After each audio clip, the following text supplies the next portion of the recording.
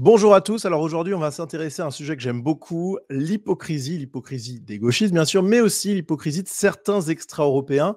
Et pour voir tout ça, on va se diriger vers une région du monde bien particulière, la frontière entre l'Algérie et le Maroc, un lieu de tension énorme en ce moment, de tension géopolitique de manière générale, puisque les deux pays ne s'aiment pas du tout, mais aussi de tension dans l'actualité, puisque comme vous avez sans doute eu connaissance, deux vacanciers en jet ski qui faisaient du jet ski le long de la frontière maritime entre les deux pays, ont été tués par des gardes-côtes algériens.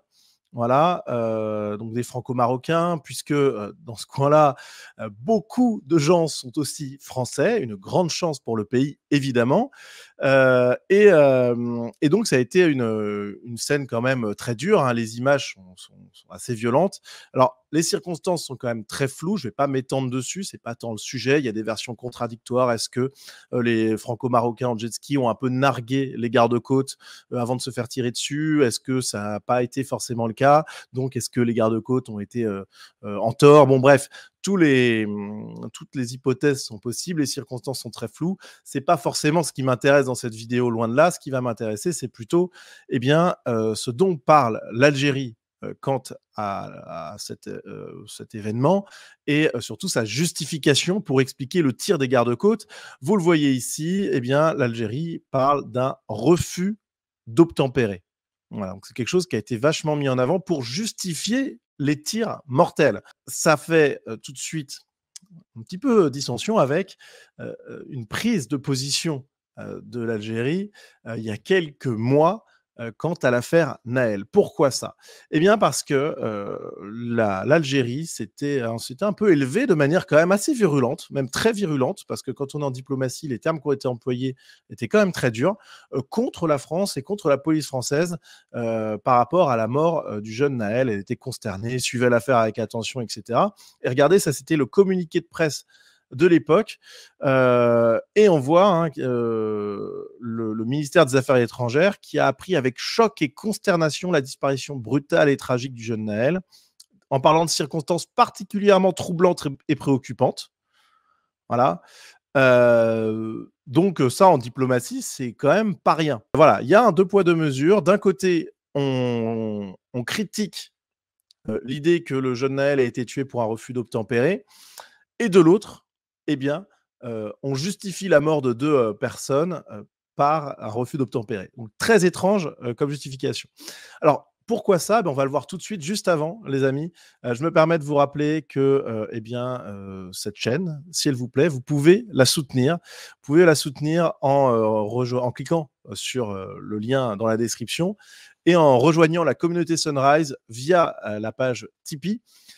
Vous aurez accès via un versement de 5 € par mois, ou plus si vous le souhaitez bien sûr, mais à partir de 5 € par mois, vous avez accès à l'entièreté de la communauté Sunrise, c'est-à-dire un groupe Telegram, des vidéos exclusives, 45 vidéos à l'heure actuelle, et plus dans les semaines qui vont venir, bien entendu. Donc ça, c'est le premier moyen de soutenir mon travail si vous appréciez ce que je fais. Et puis, vous avez aussi encore disponible à l'heure où je tourne cette vidéo, je ne sais pas si ça sera le cas pendant très longtemps, sur sunriseshop.tube, vous avez également le lien en description, des œuvres, là en l'occurrence une œuvre, mais le catalogue va s'étoffer, une œuvre exclusive réalisée par une artiste passée dans Nouvelle Vague, l'émission hebdomadaire de Sunrise, Anima Mercury, Laurane, qui a réalisé une superbe gravure exclusive qui n'est trouvable que sur sunriseshop.tube. Donc n'hésitez pas à aller faire un tour et si l'œuvre vous plaît, à la commander, sachant que évidemment vous rémunérez le travail de l'artiste, mais aussi une partie des bénéfices permet de soutenir mon travail. Donc voilà, si vous voulez plus de contenu, si vous appréciez ce que je fais, n'hésitez pas à soutenir. Voilà, donc on va passer à l'analyse des raisons qui ont poussé l'Algérie à pointer du doigt le refus d'obtempérer dans un cas, et puis dans un autre, pour l'affaire Naël, attaquer l'État français, la police française qui tuerait des innocents pour des refus d'obtempérer. Bref, énorme contradiction, énorme hypocrisie. Pourquoi ça? Alors il y a d'abord évidemment le cynisme politique. Je veux dire, c'est assez logique que, enfin assez logique, non, dans un monde idéal, ça ne devrait évidemment pas être logique, mais on comprend parfaitement que compte tenu des tensions qui existent entre la France et l'Algérie, des tensions historiques, mais des tensions aussi, heu j'allais dire animales, mais des tensions, un ressentiment biocivilisationnel dont je vous parle souvent, hein, entre, beaucoup d'Algériens et entre les Français, parce que l'histoire, des 2 pays est évidemment, conflictuelle, eh bien, il peut y avoir un espèce de cynisme politique de la part des dirigeants, d'attaquer la France sur Naël pour un motif qui, finalement, chez eux, bah, est une justification tout à fait, logique. Voilà, donc peut y avoir cette espèce de mélange de cynisme politique et aussi de haine de la France. Vraiment, cette haine de la France, je pense que c'est une explication tout à fait, hem, entendable, qui explique en réalité beaucoup de choses, hein, de ce deux poids, deux mesures, de cette espèce d'hypocrisie. Voilà, faut pas oublier qu'il y a un ressentiment biocivilisationnel énorme de la part des Algériens envers les Français, en tout cas de certains Algériens envers, beaucoup de ce que représente la France et cetera et objectivement, ça explique cette espèce de deux poids, deux mesures, assez insupportable. Ce qu'il faut aussi avoir en tête, là-dedans, c'est que ça nous montre quand même, cette affaire, la réalité des méthodes policières dans des pays normaux. Alors là, en l'occurrence, c'est une méthode policière extrémiste que je ne cautionne pas, attention, mais heu, on voit quelque chose qu'on ne voit pas du tout en France où la police, elle est tenue par des règles, d'engagement extrêmement strictes, par la peur de froisser l'opinion, dominante et le politiquement correct, les médias gauchistes, la justice laxiste et compagnie.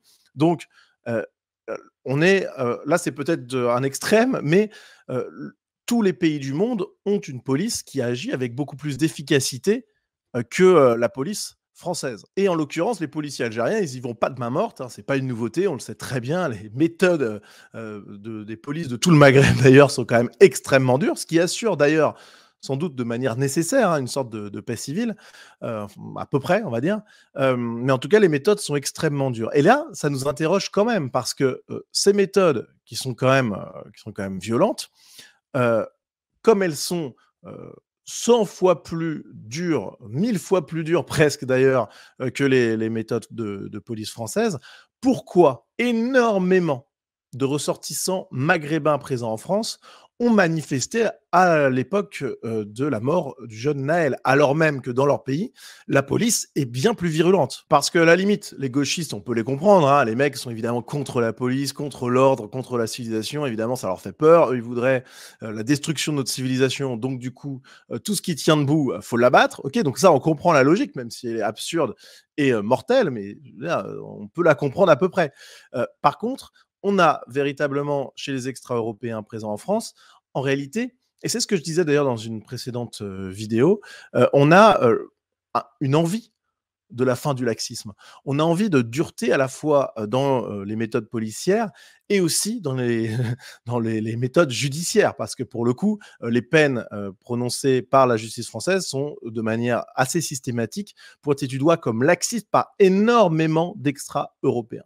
Alors pourquoi? Là encore, cette espèce de deux poids, deux mesures, cette espèce d'hypocrisie. Je pense que c'est exactement pour les mêmes raisons inconscientes, que l'Algérie tient un double discours, de manière diplomatique. Je pense que c'est exactement la même chose dans ce cas précis. Je pense qu'il y a une forme de ressentiment biocivilisationnel contre la France et aussi peut-être, hein, un esprit de conquête, tous ces éléments mélangés qui font que finalement, eh bien, on veut inconsciemment ou consciemment, j'en sais rien, abattre la puissance européenne, la puissance française et donc la police, la dureté, et cetera. Alors, puisqu'on parle de refus d'obtempérer, eh bien, regardons un peu ce qui se passe en France, puisque l'actualité, malheureusement, nous montre que, eh bien, ce triste genre de fait divers n'a pas fini d'arriver. Avec cette actualité, un Paris Tristan, 30 ans, mortellement renversé par un conducteur en fuite après un refus d'obtempérer.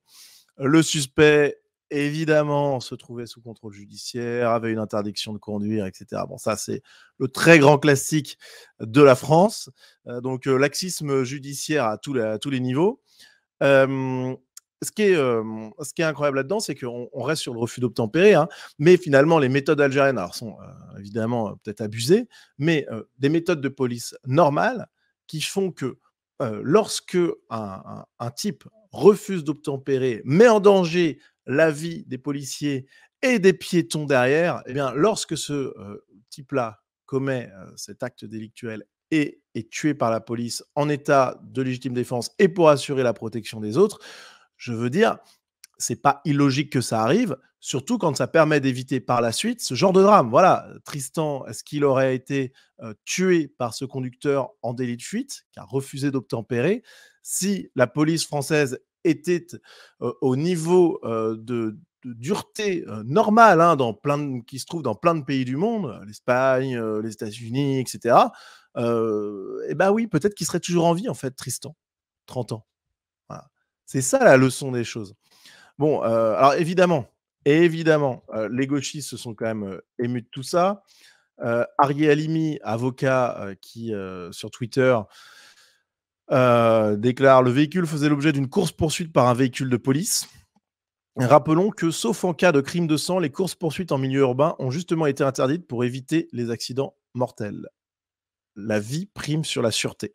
Donc là, on est chez les gauchistes, donc évidemment, inversion accusatoire, ce n'est plus le conducteur, délinquant, et criminel en l'occurrence, qui est coupable, c'est la police. Voilà. Donc effectivement, on n'est pas prêt d'avoir des méthodes policières normales avec les gauchistes au pouvoir politico-médiatique, parce que là, on voit directement la mécanique de ces types se mettre en place et c'est fascinant parce qu'à la fois, bah, c'est costaud, c'est bien huilé.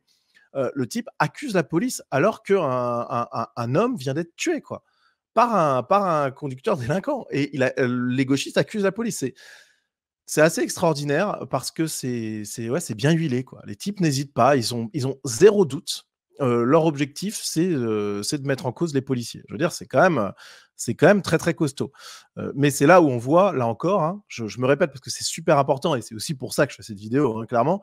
C'est pour vous montrer que ce qui, anime à la fois, la diplomatie algérienne, et les gauchistes ici en France, c'est vraiment cet énorme ressentiment contre la grandeur de notre civilisation et que tout ce qui est fait et ce que moi je vois, ce que vous aussi vous voyez comme de l'hypocrisie, un deux poids deux mesures, eux, ils le voient pas du tout comme ça. Inconsciemment ou consciemment, mais beaucoup consciemment quand même, je pense, heu, ils le font pour nous détruire, pour détruire notre civilisation. Il y a vraiment une pulsion du ressentiment qui est le moteur de de ces 2 ennemis de notre pays. Donc c'est intéressant, je trouve, à voir. Alors Ariel Halimi, intéressant, hein, c'est un type qui s'est fait connaître, lors des gilets jaunes. Voilà. C'était un peu l'avocat star, des gilets jaunes, voilà. On l'avait vu, hein, il est aussi alors en plus il est membre du bureau national de la Ligue des droits de l'homme. Bon voilà, vous voyez un peu le délire.